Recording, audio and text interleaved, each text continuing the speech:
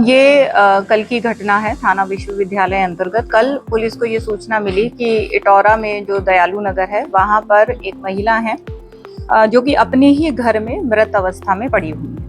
जैसे ही पुलिस को यह सूचना मिली है तो हमारे सीएसपी साहब, हमारे थाना प्रभारी विश्वविद्यालय, उनकी टीम, अंगुल चिन्ह की टीम, हमारे फोटोग्राफ्स और हमारी एफएसएल की टीम जो है वो मौके पर पहुंची और उन्होंने वहां पर छानबीन प्रारंभ करी।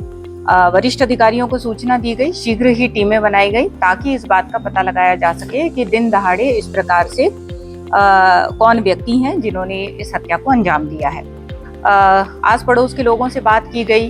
घर में मृतिका के 2 बच्चे भी रहते थे, पति भी हैं उनसे बातचीत की गई और मृतिका के फोन को भी खंगाला गया।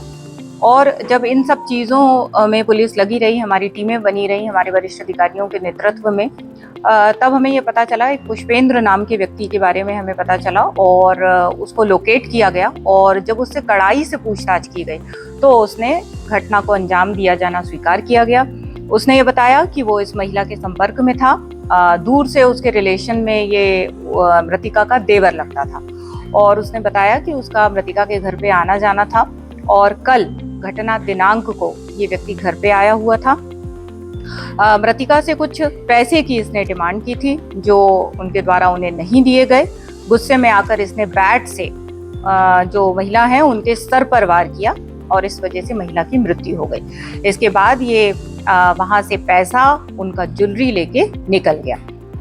इसको लोकेट कर लिया गया है और जब इसको लोकेट किया गया है पुष्पेंद्र को, तो इसके पास से जो इसने घर से ज्वेलरी, महिला की ज्वेलरी और जो कैश है लगभग 1,10,000 रुपए, ये उनसे जब्त कर लिया गया है। साथ ही वो बैट जिससे महिला की हत्या की गई थी उसको भी इस व्यक्ति से जब्त कर लिया।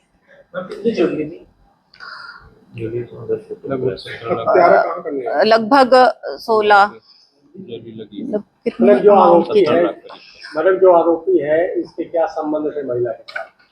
जैसा कि मैंने आपको बताया कि ये दूर का उनका रिश्तेदार था, देवर ही लगता था, तो इस व्यक्ति का उनके घर पे आना जाना था।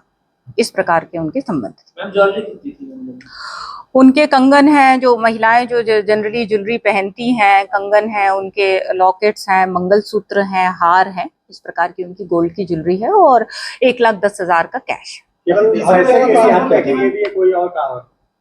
जैसा कि मैंने आपको बताया कि संपर्क में थे और कुछ पैसे की डिमांड की गई थी इस व्यक्ति के द्वारा उनसे, और जब पैसा नहीं दिया गया तो हत्या कर दी गई है और वहां से सामान लेके भी ये व्यक्ति फरार हो। किसी तीसरे व्यक्ति का नाम भी सामने आया?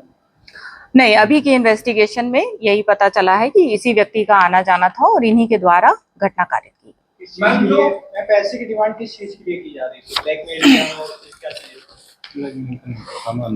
ऐसा तो अभी कुछ समझ में नहीं आया है कि ब्लैकमेलिंग या कुछ था, क्योंकि मैंने आपको बताया कि पहले से ही महिला संपर्क में थी उनके और वो रिश्तेदार भी थे उनके, तो वो अपना पैसा उसको देती रहती थी। और कल भी यही हुआ कि उससे पैसा डिमांड किया और जब नहीं दिया गया तो उन्होंने घटना कारित कर दी। आने की जानकारी उनके पति को थी कि वो आते जाते हैं उनके घर में?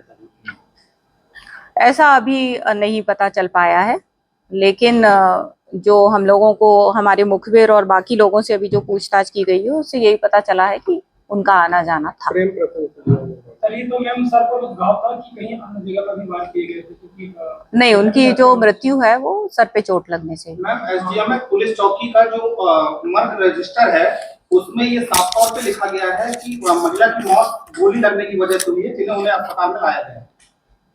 नहीं, आप कोई दूसरा मर्ग रजिस्टर देखाए होंगे। महिला की मृत्यु जो है वो बैट या भारी किसी हथियार से मारने से हुई है और वो बैट से ही उनका हत्या हुआ है, गोली नहीं लगी।